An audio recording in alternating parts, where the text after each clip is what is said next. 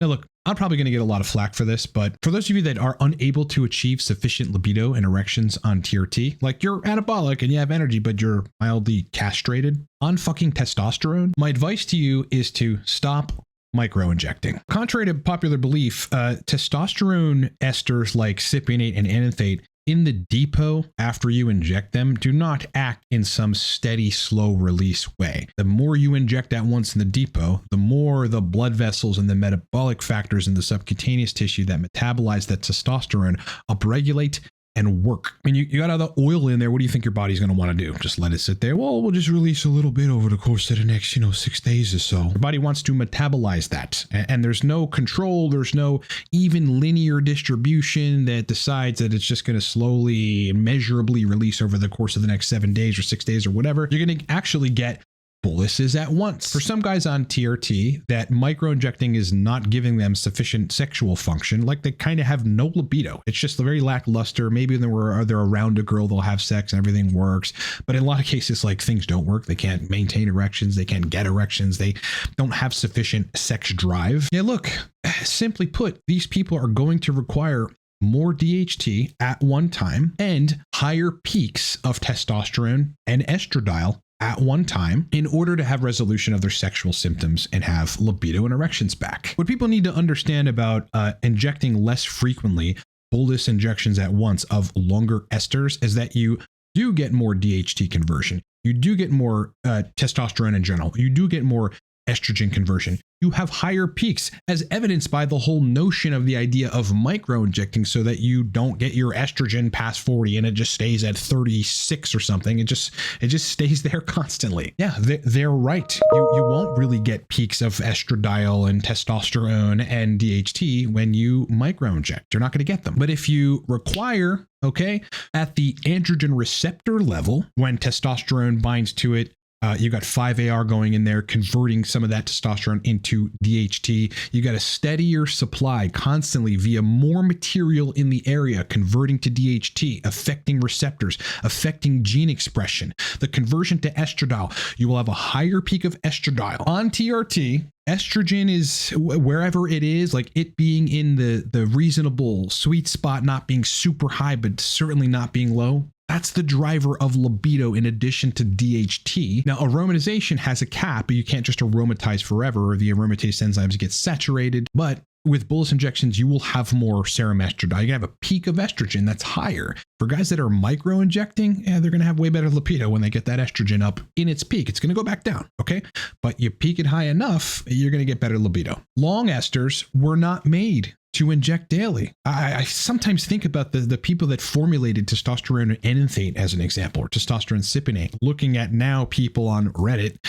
micro-injecting subcutaneously in their belly fat, micro amounts like 20 milligrams or 25 milligrams at a time. I mean, these guys are fucking rolling around in their graves, like rolling over, bro. Like what are these people doing? When you change the way that a medication works by modifying what it's intended to do and not following the instructions, you then change how the medication works in your body. Now, for people that like micro injections, that means it's a good thing. You don't need boluses of DHT. You don't need boluses of testosterone. You don't need peaks of estradiol. Everything works fine micro injecting. So it works for you. But there are guys out there, and it's a lot more than you'd imagine, that are going to require boluses of everything and peaks of everything, and then troughs of everything for SHBG to kind of fluctuate and be in a good, healthy state to transport androgens to tissues, for estradiol to peak to optimize blood vessel function in the penis for erections, for estradiol via aromatization of androgens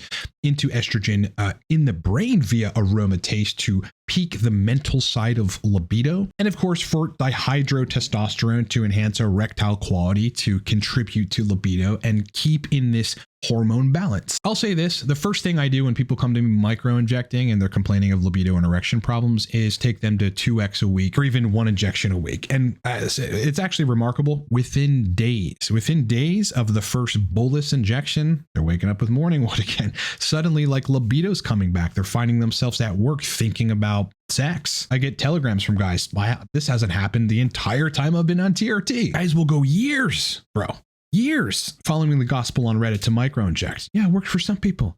It's not working for them. If it isn't fucking working for you, stop micro injecting TRT and start injecting less frequently. Let's get into it.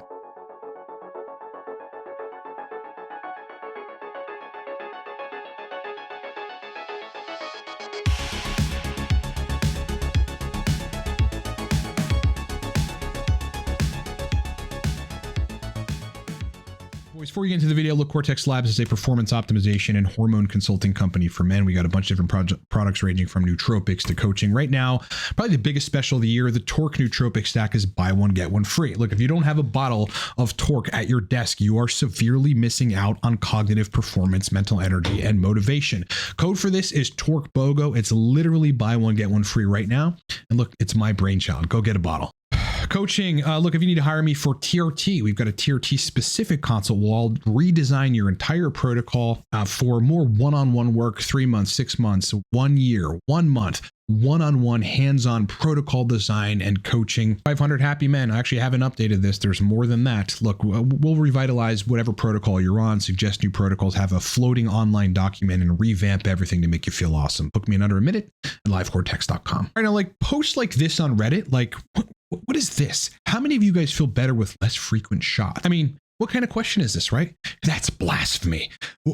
Less frequent shots? 2x a week? 1x a week? That's dinosaur age TRT. Got a guy in the comment section. I did try every other day for a while and I didn't like it. I never felt the surge that I get from 2x weekly. Yeah, again, boluses at once. Very different effect at the ARs. Very different effects in terms of peaks of testosterone, dihydrotestosterone, and estradiol. This guy, who else feels better on less frequent injections? What?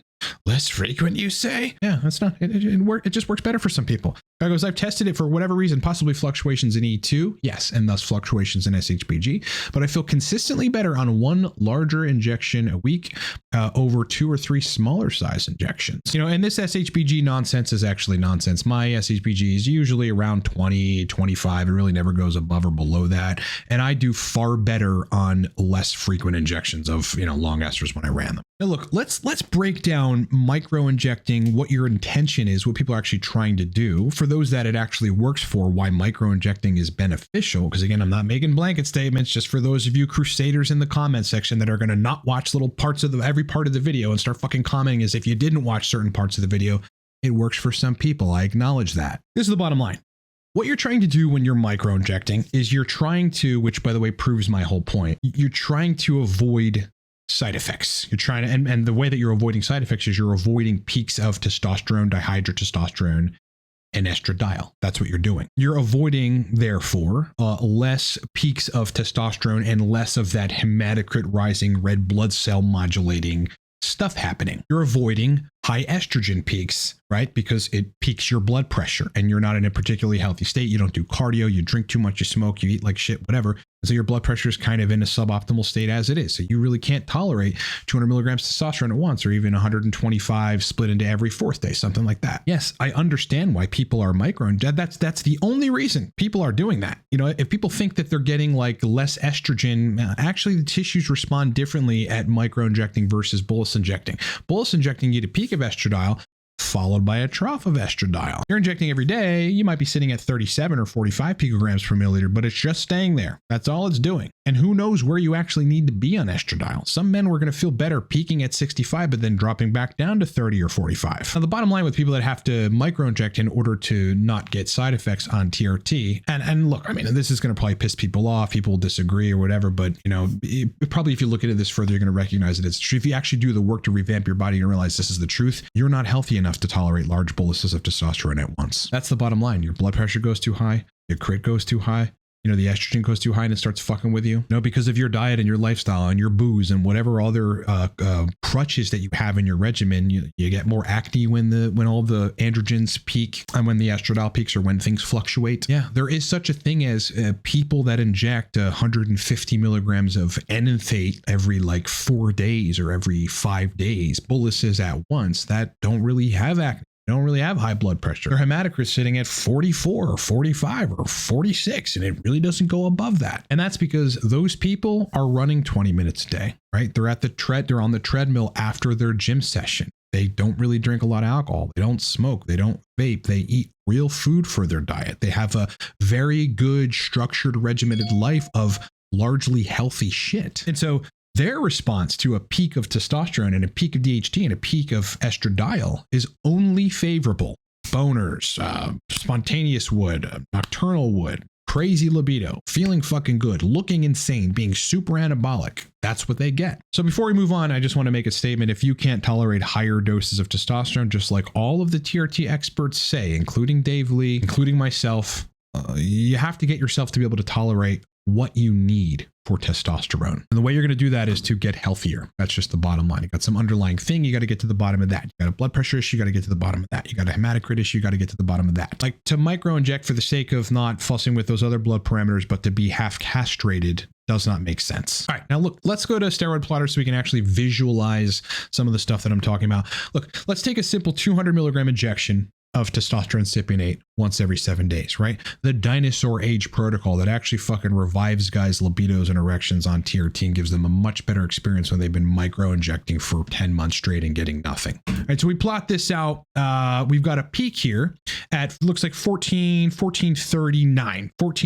So 1,439 nanograms per deciliter total testosterone is the peak in this particular case. But then over the ensuing couple days, they trough to 1,132 nanograms per deciliter. Now, in this particular case, first of all, the pros are you're getting a lot of DHT conversion with having 1431 of testosterone at a time. Like here, September 29th at 0800, you've got 1,431 nanograms per deciliter, roughly. People are going to be different, of testosterone in your blood. And when you have that much testosterone, you have more conversion to DHT, you have a stronger expression of the genetic action when the ARs get bound to, and 5-alpha reductase comes in and converts that T to DHT, and it enters the cell, drives into the nucleus from the cytoplasm. At 1431, you're going to get a higher estrogen peak. Now, it depends on your aromatization rates in your body and how much alcohol you drink and all these other things, but you might peak at 55, 65, you might even peak at 70 picograms per milliliter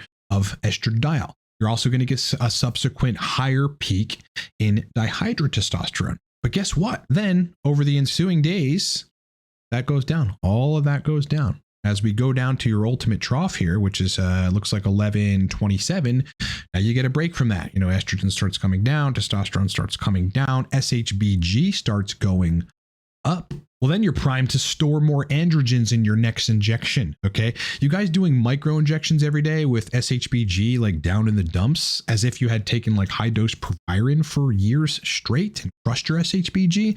You're not transporting androgens efficiently. Anyway, the point is, this is a huge difference, a very simple principle. I mean, imagine how you're going to feel and function in terms of libido and erections when you're peaking at 1439, a higher peak of DHT and a higher peak of estrogen, right? Estrogen besides DHT, especially when it peaks and modifies blood vessel function and neurological function, it's actually pro-libido.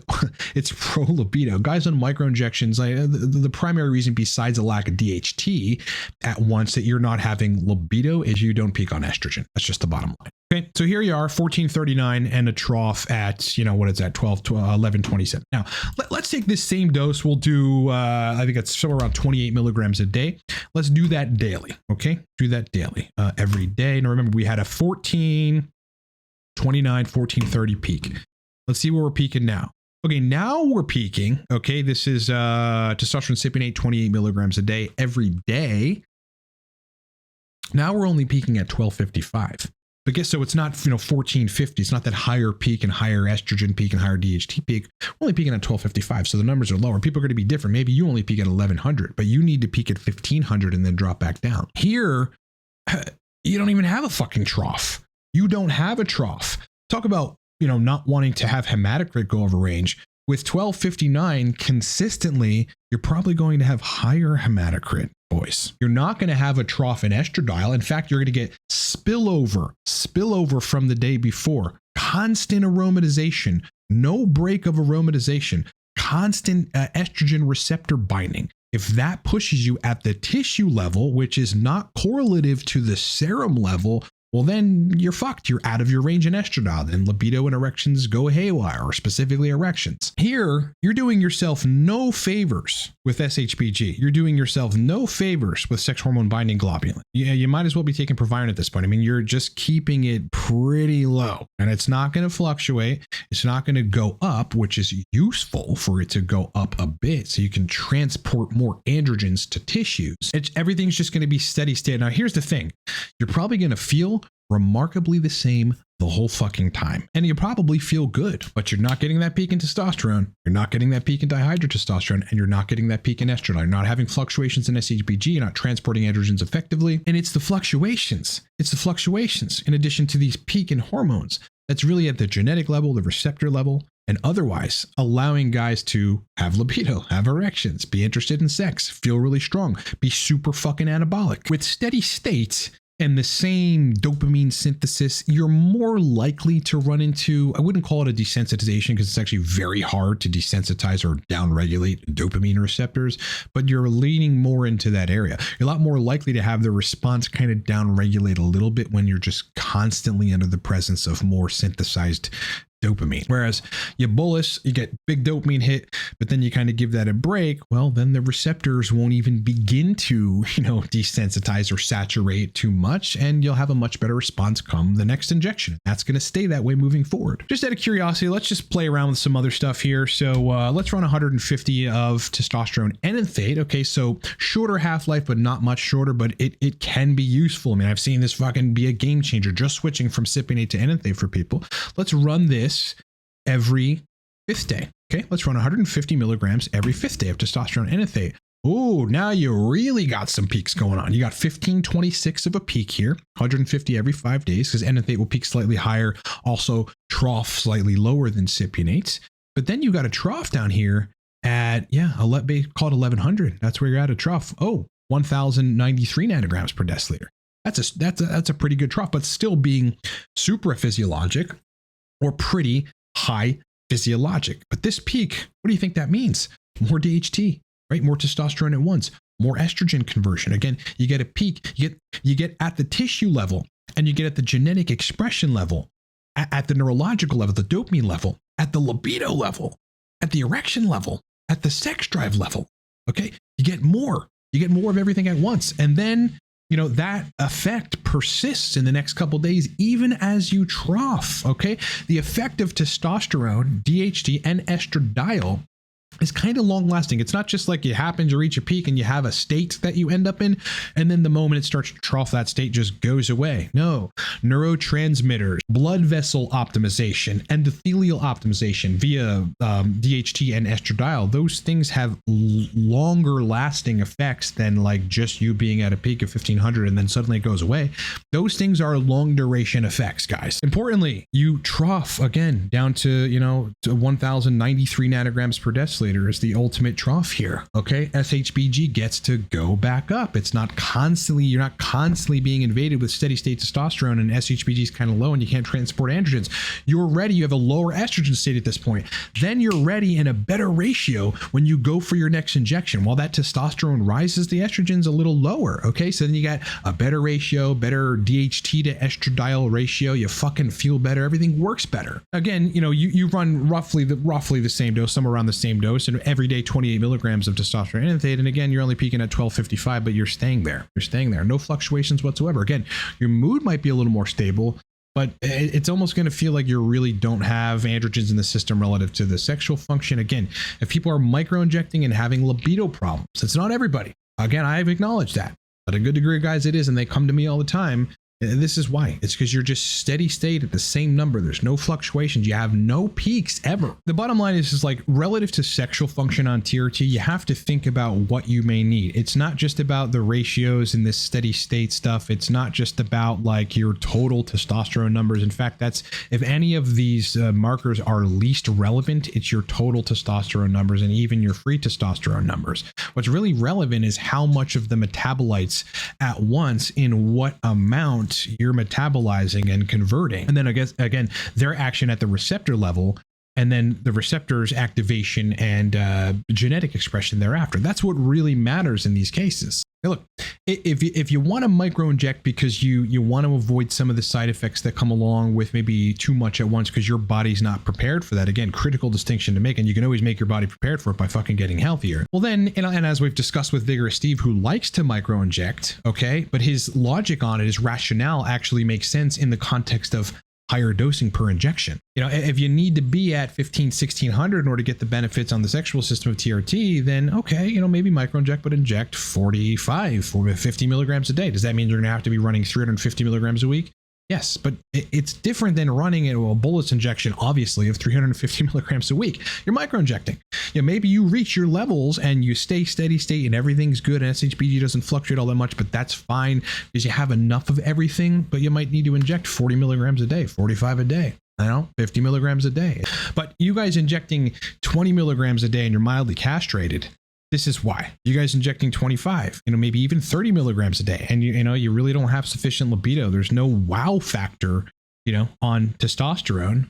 This is why. Let me tell you something. When I've run longer esters in the past, cypionate at 70 milligrams every fourth day. I ran enanthate at 125 milligrams every fourth day. I mean, these are protocols that worked for me on longer esters. My libido was fucking crazy. Yeah, erections too. Everything just worked. Again, peaks of everything, you know, and then a trough back down, SHBG in a reasonable state. Everything just worked well. For those of you on microinjections that cannot get your stuff straight and you're thinking it's like a dopamine issue, people on Reddit are telling you that it's estradiol that needs to be lower, and now you're taking an AI and then you lose your erections completely and your libido has left your body. Stop with the gospel. You know, stop with the new agey bullshit. It's not going to work for everybody, boys. Okay, go back to tried and true, what the esters were made for. Get yourself some testosterone enanthate, because a lot of people respond a little more favorably to that than cypionate.